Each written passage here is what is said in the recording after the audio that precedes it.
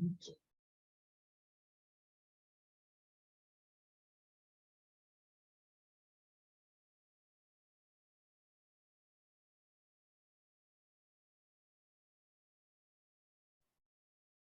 नमस्कार। नमस्कार जय सर। तो गुड मॉर्निंग टीना मैडम। दोस्तों मैं जय सराफ बीएसएस के जूम पैनल से आज की जबरदस्त और शानदार ट्रेनिंग सेशन में आप सभी ऊर्जावान साथियों का हार्दिक हार्दिक हार्दिक स्वागत करता हूं। दोस्तों एक जोरदार तालियां। दोस्तों सेशन की शुरुआत करने से पहले मैं हमारे दोनों आदरणीय गुरु डायमंड लीडर और बीएसएस सिस्टम के founders mister Manoj Kumar Soni sir and mister D N. Sharma sir को मैं तहे दिल से प्रणाम करता हूं, चरण स्पर्श। और दोस्तों गुरुओं का आशीर्वाद लेकर के आज की सेशन की हम शुरुआत करते हैं। दोस्तों साथ ही साथ इस पैनल पे उपस्थित हमारे सभी रेड क्लब लीडर्स को भी मेरा नमस्कार है और सभी ऊर्जावान साथियों को, बीएसएस के ऊर्जावान साथियों को भी मेरा नमस्कार। दोस्तों आज का दिन फ्राइडे का दिन है, बहुत ही शुभ है हमारे लिए क्योंकि आज हमारी ट्रेनिंग सेशन का दिन होता है, सही है। और हमारे गुरुओं के माध्यम से एक शानदार प्लेटफॉर्म मिला हुआ है जूम, जिसके माध्यम से हम डेली अपने नॉलेज को मॉर्निंग में उठ करके अपग्रेड करते हैं, हाँ या ना? चलिए साथियों, आज ज्यादा समय ना करते हुए हम सीधे सेशन की ओर बढ़ते हैं। आज हमारे बीच एक बहुत ही दमदार प्रेजेंटर हैं, जिन्हें वेलकम करने के लिए मैं एक बहुत ही डायनेमिक पर्सनालिटी को कॉल करना चाहूंगा कि वे इस पैनल पे उपस्थित हो और आज के हमारे प्रेजेंटर का वेलकम करें। सो प्लीज वेलकम और dynamic red club leader mister Gopal Chandra Sahu sir. Please come on the zoom session. एक जोरदार ताली गोपाल सर के लिए। Thank you. Good morning sir. Good morning. जय जी के लिए जोरदार ताली होना चाहिए। बहुत बेहतरीन तरीके से हमारे सुबह के जूम सेशन को सुचारू रूप से संचालन करते हैं। थैंक यू जय जी। दोस्तों नमस्कार। आए हुए आप सभी को मैं गोपाल चंद्र साहू आज फ्राइडे की सुबह के हम साथ हैं जूम सेशन में मैं दिल से स्वागत करता हूं। Thank you. और आदरणीय गुरु मिस्टर मनोज सोनी सर और मिस्टर डी.एन. शर्मा सर को मैं नमन करता हूं और हमारे जितने रेड क्लब साथी हैं मैं उन्हीं भी दिल से नमन करता हूं। और उन्हीं के मौजूदगी में हमारे बीच एक ऐसे लीडर हैं जो संबलपुर उड़ीसा से बिलोंग करते हैं। वो आज उन्हीं का सेशन है। लेकिन दोस्तों होता क्या है, हर सेकंड बदल जाता है, हर मिनट बदल जाता है, हर घंटे बदल जाता है, हर दिन बदल जाता है, हर महीने बदल जाता है, हर साल बदल जाता है और हम रखे हुए घर में जो कैलेंडर वो भी बदल जाता है। लेकिन हम हमारा जिंदगी नहीं बदल पाते और हम सब आज जूम में इकट्ठा हुए हैं हम सभी के खुद की जिंदगी बदलने के लिए। और खुद के जिंदगी बदलने के लिए हमारे बीच एक ऐसे यंग लेडी जो कि टीचर है और पार्ट टाइम से इस बिजनेस को करते हुए आ रहे हैं। उनका नाम है लिसा चावड़ा। आज उन्हीं की जुबानी हम आज के सेशन लेते हैं। एक जोरदार तालियों के माध्यम से लिसा चावड़ा जी को पैनल में वेलकम करते हैं। Please welcome.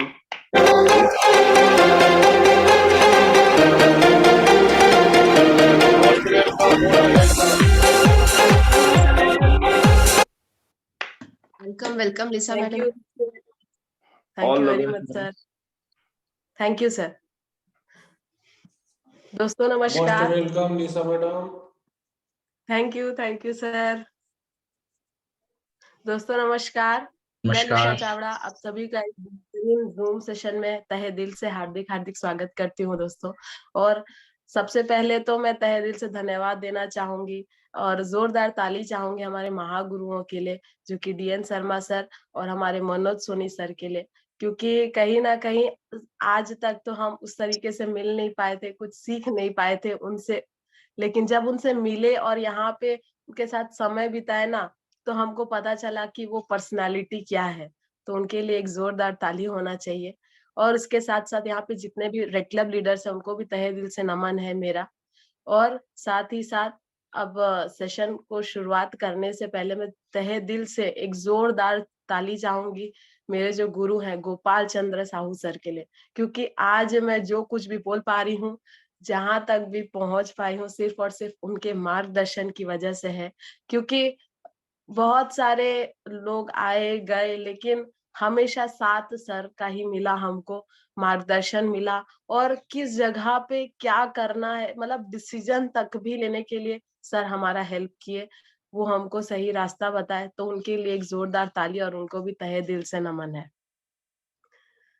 चलिए दोस्तों, आज जैसे कि फ्राइडे का दिन है और ट्रेनिंग का दिन है, लेकिन आज हम एक शुरुआत करते हैं एक टॉपिक को लेके, जिसका ना जो टॉपिक है क्लोजिंग, है ना। यहाँ पे ना ज्यादातर क्या होता है कि हर कोई यहीं पे ही रुक जाते हैं, क्लोजिंग नहीं हो पा रहा है, किस तरीके से उसको क्लोज करे। बहुत बार फॉलो अप तो जा रहे हैं, फिर भी नहीं हो पा रहा है, कुछ ना कुछ कमी रह जाता है हमारे से। तो वो क्या चीज है जो हमसे छूट जाता है, किस चीज के लिए हम पीछे रह जाते हैं, और क्या क्या गलतियां हमको करना नहीं है वहां पे, तो उस चीज के बारे में आज जानते हैं। और शुरुआत करते हैं, नेक्स्ट करेंगे जैसे। चलिए, तो सबसे पहले क्लोजिंग के पहले हम आते हैं कि जब हम यहाँ पे एक क्वेश्चन लिखा हुआ है, how to know the prospect is interested in our project. सबसे पहले तो हमको देखना है कि वो हमारी प्रोजेक्ट में इंटरेस्ट ले रहा है कि नहीं ले रहा है। क्योंकि क्या होता है ना, पहले हम उसको जज ही नहीं करते, हम खाली हमारा दिमाग में चलते रहता है, नहीं हमारे सीनियर तो हमको बोल दिए कि प्लान दिखाना है, तो हम क्या करते हैं, तू बैठ तो तू जैसे भी करके प्लान दे। हम उस तरीके से हमारे जो प्रोस्पेक्ट होता है ना उसको करते हैं, और हमारा माइंडसेट रहता है मैं प्लान दिखा दूं उसके बाद बाकी सारा चीज करूंगा।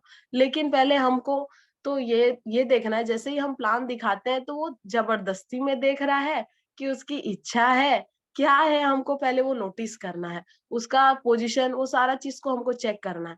तो हमको कैसे पता चलेगा कि वो इंटरेस्टेड है भी या नहीं हमारे इस बिजनेस में, हम जो प्रेजेंटेशन दिखाए उसमें इंटरेस्टेड है या नहीं। तो यहाँ एक प्यारा सा चीज लिखा गया है, if the prospect have objection. हम लोग क्या होता है ना, जब वो सामने वाला ऑब्जेक्शन शुरू करता है, यानी कि क्वेश्चन करना शुरू करता है ना, तब हमको लगता है ये इतना क्वेश्चन क्यों पूछ रहा है, इतना क्यों घुस रहा है। हमको तो हमारे सीनियर बोले थे कि जैसे ही बिजनेस देख लोगे कुछ क्वेश्चन है, ये तो इतना सारा क्वेश्चन पूछ रहा है। अगर कोई भी ऑब्जेक्शन कर रहा है ना, वो आपके साथ जुड़ना चाहता है कहीं ना कहीं, इसीलिए इतना ऑब्जेक्शन कर रहा है। सॉरी दोस्तों। तो यही चीज बताना चाहूंगी कि अगर कोई प्रोस्पेक्ट का ऑब्जेक्शन है तो आप समझ जाइए कि वो आपके साथ जुड़ना चाहता है, इसीलिए इतने ऑब्जेक्शन कर रहा है, पूछ रहा है। साथ ही साथ questions related to business, questions भी पूछ रहा है बिजनेस रिलेटेड, कि यहाँ पे इस जगह पे ऐसा क्यों हुआ, 2 लाख का कैपिंग ही क्यों मिलता है। ऐसे बहुत सारे क्वेश्चन वो लोग पूछते हैं, तो वो चाहते हैं कि उनको डीप नॉलेज मिले। यहाँ पे यही लिखा गया, the prospect wants to get deep knowledge and is interested to start the business. मतलब वो इंटरेस्टेड है, इसीलिए इतने सारे हजारों सवाल वो कर रहा है। सॉरी दोस्तों, थोड़ा सा तबीयत ठीक नहीं है, कोई बात नहीं, चलिए कंटिन्यू करते हैं। तो यही चीज बताना चाहूंगी कि यहाँ पे जितने भी हमको ऑब्जेक्शंस मिलेंगे, जितने भी क्वेश्चंस आ रहे हैं, अगर वो करते जा रहा है तो वो डीप नॉलेज चाहता है हमारे बिजनेस में, और वो शुरू करना चाहता है।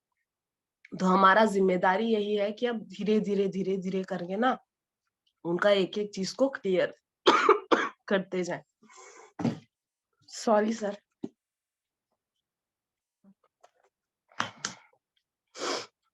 नेक्स्ट करेंगे सर। चलिए, तो मैं मेजर कीज टू सक्सेस, हमारा सबसे इंपॉर्टेंट कीज क्या क्या है सक्सेस तक जाने के लिए। तो सबसे पहला है ऑलवेज स्माइल। हमारे फेस पे ना हमेशा स्माइल होना चाहिए।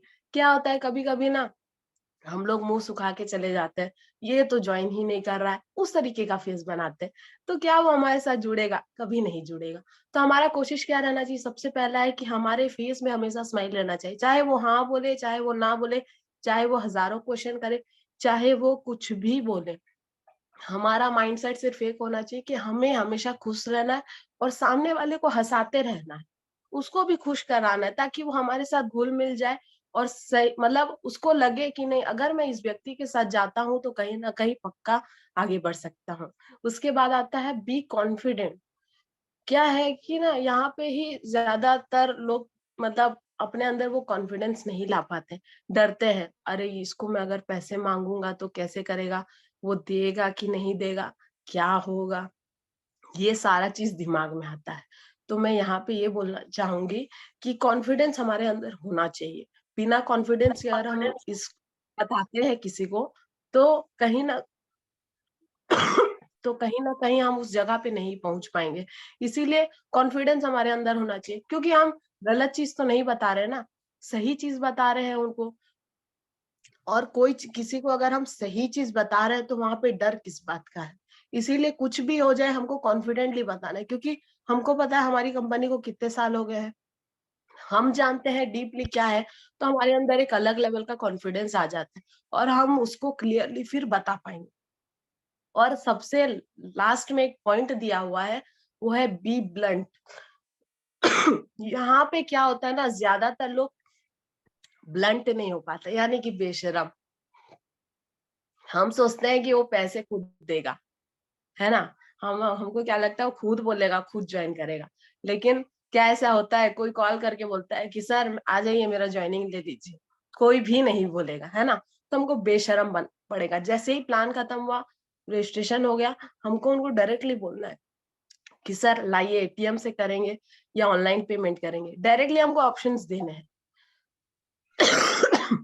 तो क्या होगा वहां पे, वो जो व्यक्ति है उसको लगेगा कि नहीं अभी ही मुझे शुरुआत करना है, हमको बेशरम बनना पड़ेगा। नहीं तो क्या होता है कि बहुत लोग सोचते हैं हाँ नहीं नहीं नहीं कल कर लेंगे ना सर, कोई दिक्कत नहीं, हम कल तक क्यों जाए। क्योंकि हर एक सेकेंड में ना इस नेटवर्क मार्केटिंग में हर किसी का माइंडसेट चेंज होता है।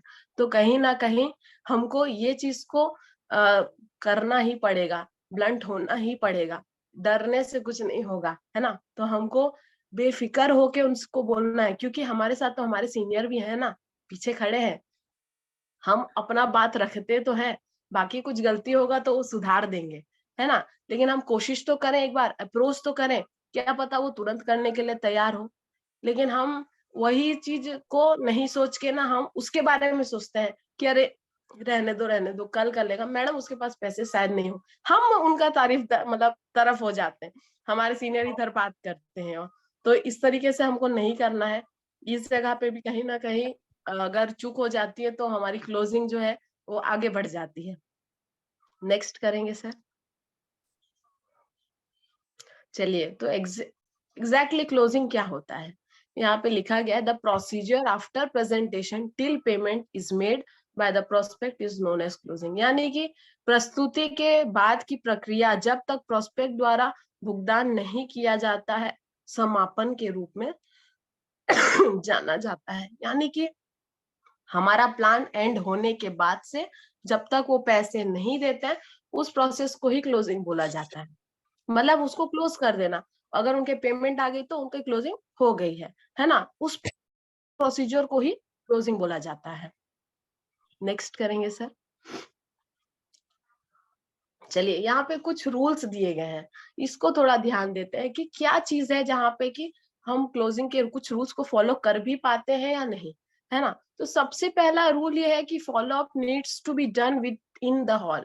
मतलब हमारा जो फॉलो अप है ना, वो हॉल के अंदर ही होना चाहिए। जैसे ही हमारा मतलब हमारा प्रेजेंटेशन हमारे सीनियर अगर खत्म करते हैं तो उसी हॉल में सेमिनार के दिन ही हमारा कोशिश रहना चाहिए कि वहां पे उनका फॉलो अप हो। मतलब उनके दिमाग में जितने भी क्वेश्चंस चल रहे हैं उसको हमको वहीं पे ही क्लियर करने का कोशिश करना है, ना कि उनको बोलना है कि ठीक है ना मैं आपसे घर में मिलता हूँ। ये बिल्कुल भी नहीं करना, उसी प्लेस पे ही मतलब बात करनी है हमको, उनके डाउट्स को क्लियर करना है। अगर उसी प्लेस पे अगर हम करते हैं ना, तो वहां पे जस्ट सेमिनार खत्म हुआ रहता है, यानी कि पूरा प्लान उनके दिमाग पे सेट हुआ रहता है, सारी चीजें उनके दिमाग पे सेट होती है। जैसे ही वो वहां से निकलते हैं ना, बाहर के दुनिया के लोगों से मिलते हैं, और कहीं ना कहीं उनके दिमाग से ये बातें जो है, हमारा बिजनेस प्रेजेंटेशन जो है हटते जाता है और निकल जाता है कहीं ना कहीं। इसीलिए हमको बोला जाता है कि कम से कम 24 से 48 घंटे के अंदर उनका फॉलो अप होना बहुत जरूरी है। उसके बाद आता है don't ever assume that prospect will tell I am ready, है ना। यही चीज होता है कि कभी भी ना कोई भी प्रोस्पेक्ट हमको नहीं बोलेगा कि चल आइए मैं ज्वाइन करता हूँ, चलिए मैं करूंगा, है ना। क्योंकि हम लोग सभी देखे हैं कहीं ना कहीं, सबके भी घर में बच्चे हैं, मतलब मेरे घर पे भी मेरा भाई का लड़का है, अभी वो रिसेंटली 2 साल हो चुके हैं वो स्कूल जाता है, ठीक है। लेकिन जब वो शुरुआत गया नर्सरी क्लास में, जब उसको स्कूल भेजे तो क्या वो रेडी हो गया था स्कूल जाने के लिए? नहीं हुआ था। इतना रोता है कि मतलब वो तो लेट जाता है, वो नए कपड़े स्कूल के पहन के लेट जाता है, घिसड़ाता है, स्कूल नहीं जाऊंगा बोल के। लेकिन फिर भी उसको भेजा जाता है कि नहीं भेजा जाता है? बिल्कुल भेजा जाता है। क्यों भेजा जाता है? क्योंकि उनके पेरेंट्स को पता है कि स्कूल का वैल्यू क्या है, कि वहां उसको क्या मिलेगा, वो वहां क्या जान पाएगा, है ना। तो यहाँ पे भी वो प्रोस्पेक्ट को नहीं पता है कि हमको ये बिजनेस क्या दे सकती है, यहाँ से हमको क्या मिल सकता है, वो प्रोस्पेक्ट को नहीं पता है। लेकिन उनके पेरेंट्स यानी कि जो इसको बिजनेस में ला रहा है, वो उसका दोस्त हो सकता है, भाई हो सकता है, कोई भी हो सकता है, उसको तो पता है कि ये बिजनेस से हमको क्या मिल सकता है, हम किस जगह पे पहुंच सकते हैं, क्या रॉयल लाइफ मिल सकता है, ये सारी चीजें उनको पता होती है। तो इसीलिए कुछ भी करके, या तो चॉकलेट देके या किसी भी तरह से उसको स्कूल पहुंचाया जाता है। तो ठीक उसी तरह ना यहाँ पे भी हमको कि जैसे भी करके ना प्रोस्पेक्ट का इंतजार नहीं करना है, क्योंकि वो बच्चा नहीं बोलेगा कि हाँ मुझे स्कूल जाना है, चलो मुझे छोड़ दो। हमको ही बोलना पड़ेगा कि सर शुरुआत करते हैं, और किस बात का देरी है, क्यों हम इतना सोच रहे हैं, है कि नहीं। तो इस हिसाब से हमको उनको इस बात को रखना है और उनको बताना है कि क्या सही है क्या गलत है। Don't ask what have you decided. Assume that they would want to get involved. है ना। हमको ये नहीं सोचना है कि सर आपने क्या सोचा, आप क्या करना चाहते हैं। ऐसे क्वेश्चंस हमको करने ही नहीं है उस प्रोस्पेक्ट से। क्यों?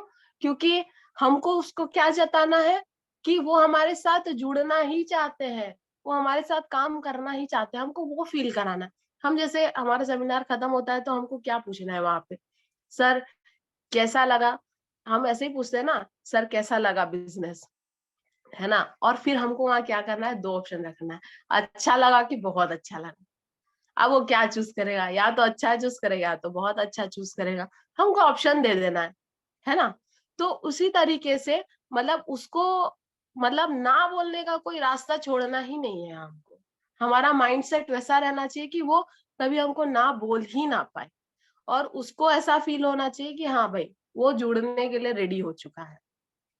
फिर है always ask for the sign up, यानी कि हमको हमेशा साइन अप के लिए उनको बार बार बोलते रहना है। साइन अप के लिए इसका मतलब ये है कि हमको उसको रजिस्ट्रेशन का बेनिफिट बताना बहुत जरूरी है, क्योंकि हमको भी पता है कि हमारे रजिस्ट्रेशन के क्या क्या बेनिफिट होते हैं। एक तो डेट और टाइम के हिसाब से जो रजिस्ट्रेशन होता है उसके फ्री ऑफ कॉस्ट में ट्रेनिंग्स मिलते हैं, उसके हमारे बीएसएस सिस्टम के बारे में उनको बताना है, ये सारी जूम मीटिंग्स हमको मिलती है, ये सारे फायदे ना उनको बताना है हमको साइन अप के टाइम पे।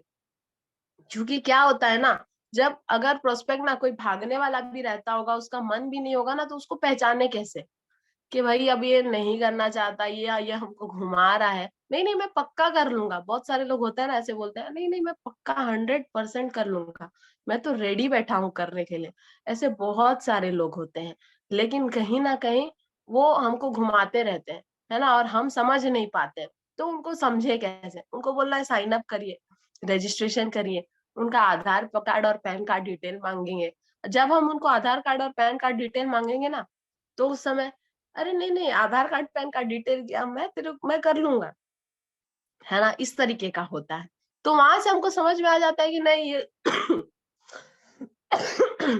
ये जो व्यक्ति है ना, ये हमारे साथ नहीं आने वाला, मतलब नहीं करना चाहता है, ये हमको बस घुमा रहा है ना। उसकी अगर डिटेल्स अगर वो दे देता है, एक बार साइन अप कर लेता है, तो उसके दिमाग में एक चीज सेट हो जाता है कि नहीं, मैं तो जैसा भी करके इस बिजनेस को करूंगा, या ये इंटरेस्टेड है बोल के ही अपना डिटेल्स दिए, नहीं तो कोई अपना पर्सनल डिटेल्स देने के लिए भी रेडी नहीं होता है। तो हमको हमेशा साइन अप के लिए उनको बोलना है।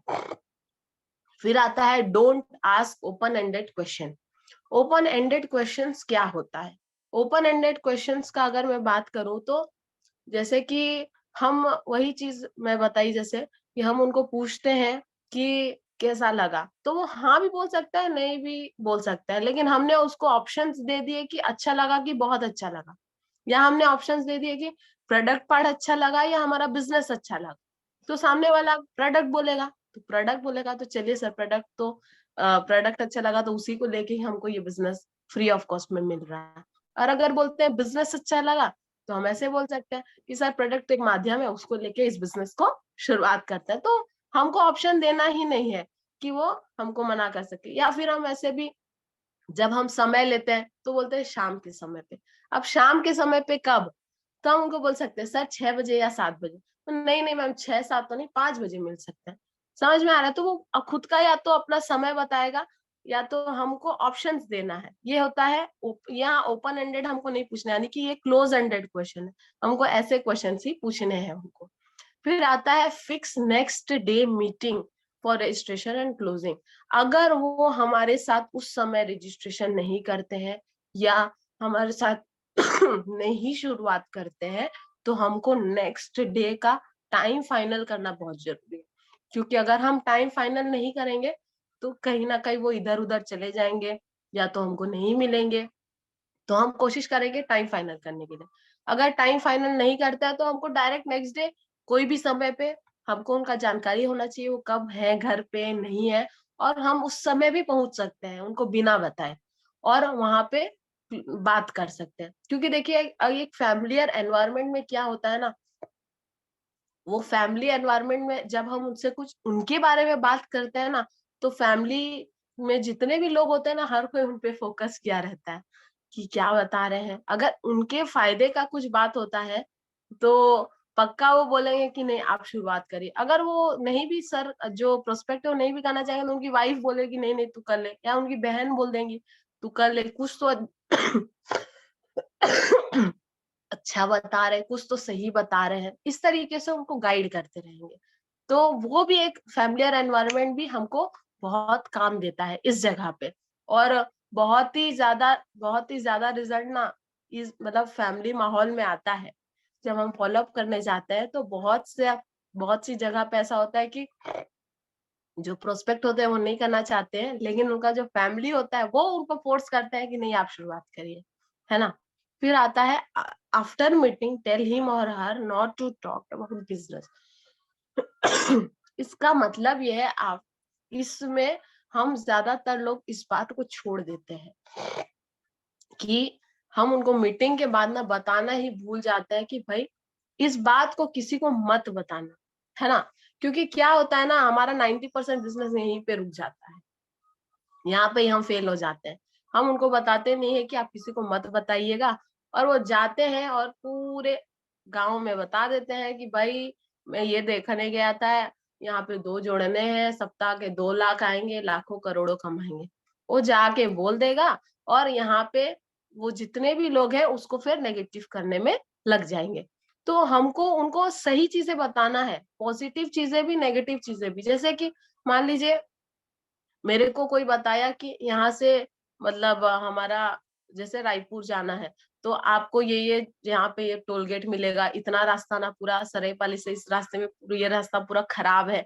ऐसे मुझे अगर कोई बता दिया तो हाँ चलो ठीक है, मैं माइंडसेट करके उस हिसाब से ड्राइव करके गई, है ना। लेकिन वही चीज हम नहीं करते हैं हमारे प्रोस्पेक्ट के साथ। हमको भी उनको गाइड करना है, बता देना है कि अगर आप बाहर जाओगे ये किसके बारे में पूछोगे, आप क्या चीज बताओगे लोगों को, ऐसे ही बताओगे एक प्रोडक्ट खरीदना है, 2 लोगों को जोड़ना है, सप्ताह के 2 लाख आएंगे।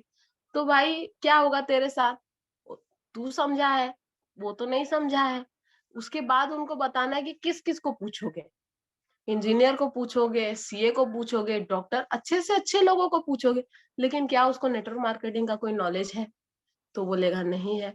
तो हमको कैसे लोगों को पूछना है, हमको उनको एग्जाम्पल देना है कि आपको हार्ट का दिक्कत है और आप हड्डी वाले डॉक्टर को पूछने जा रहे हो। इस तरीके से उनको गाइड करना है ताकि वो समझ पाए कि एक्चुअल में चीजें क्या है, किस तरीके से वो काम होना चाहिए। नेक्स्ट करेंगे सर। चलिए, सबसे बड़ा हथियार जो होता है ना क्लोजिंग का, वो है ये स्लाइड, है ना। Best technique to be use during closing is 3F rule, यानी कि फील फेल्ट फाउंड, है ना।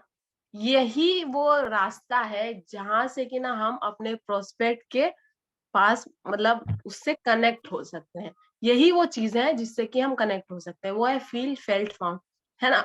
जब भी प्रोस्पेक्ट हमको मना करता है या नेगेटिव चीजें बोलता है तो हमको इस चीज को यूज करना है।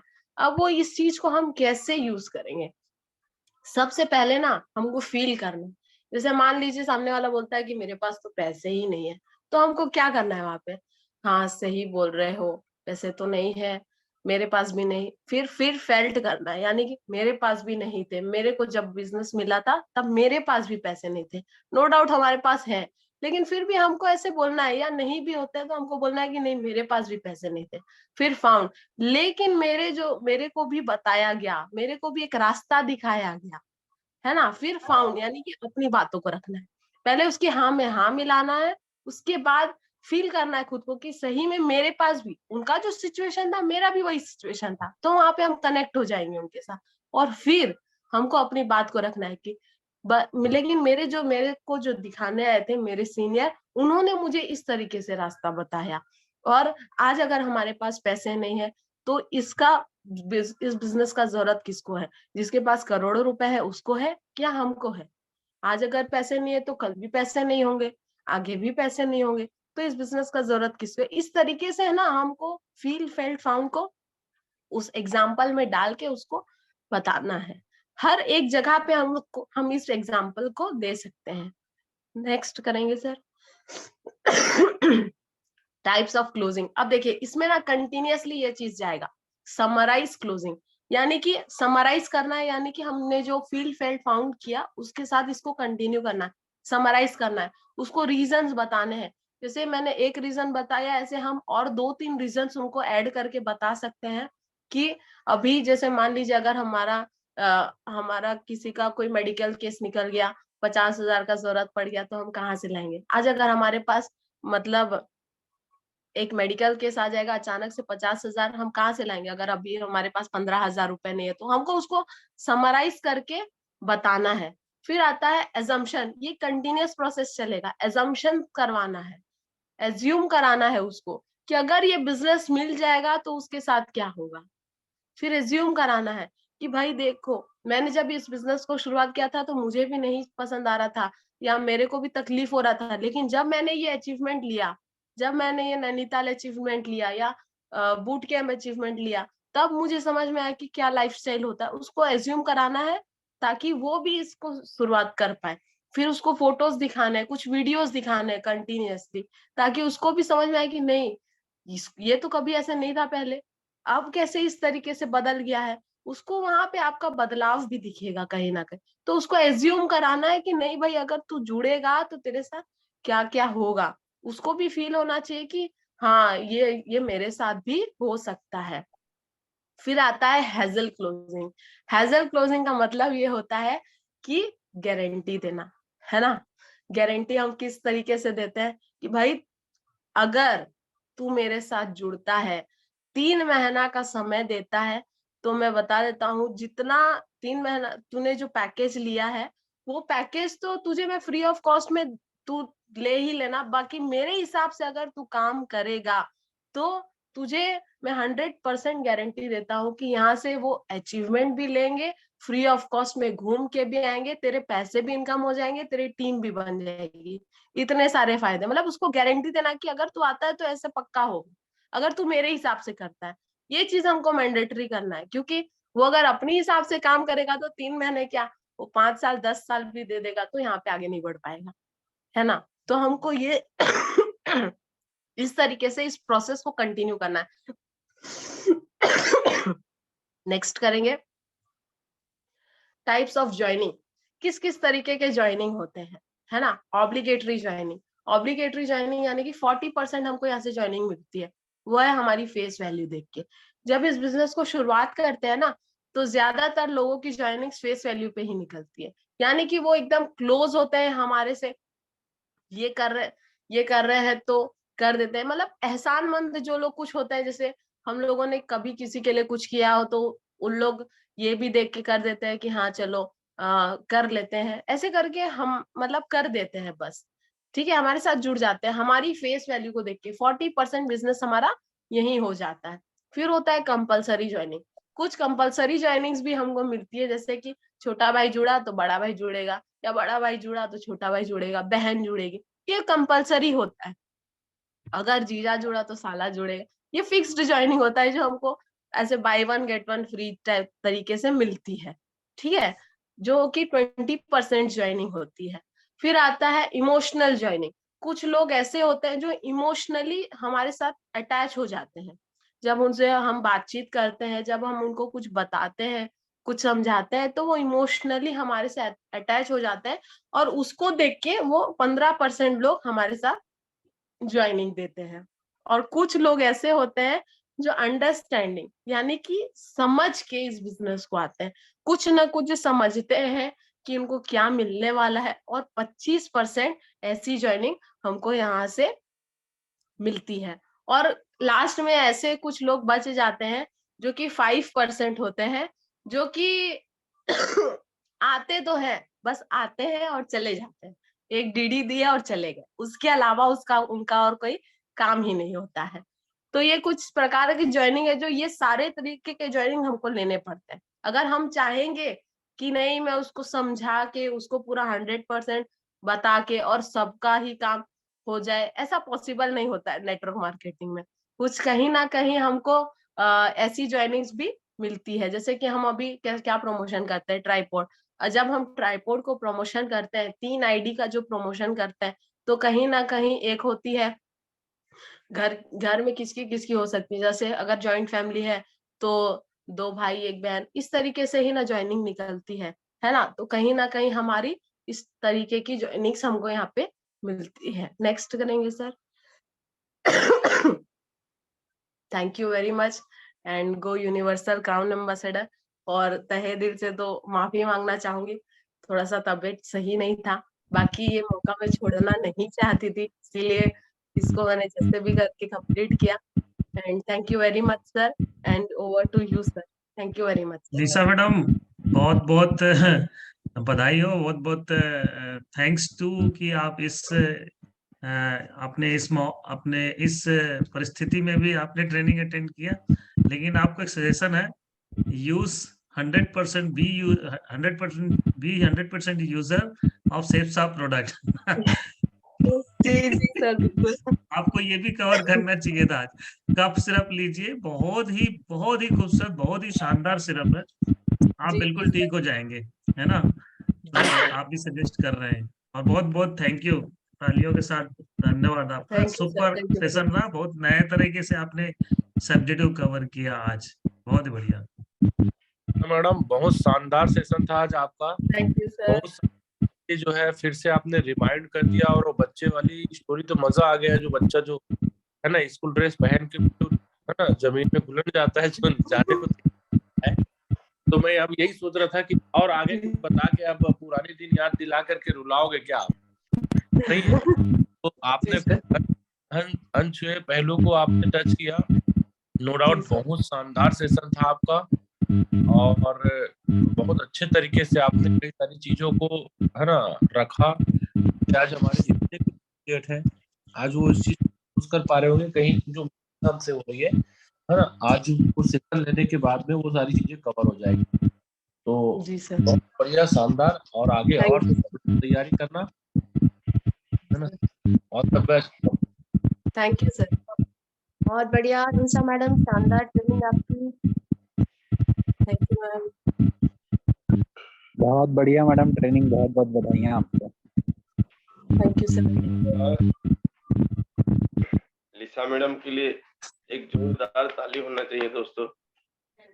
कम समय में बहुत सारा चीजें बताए, और देखिए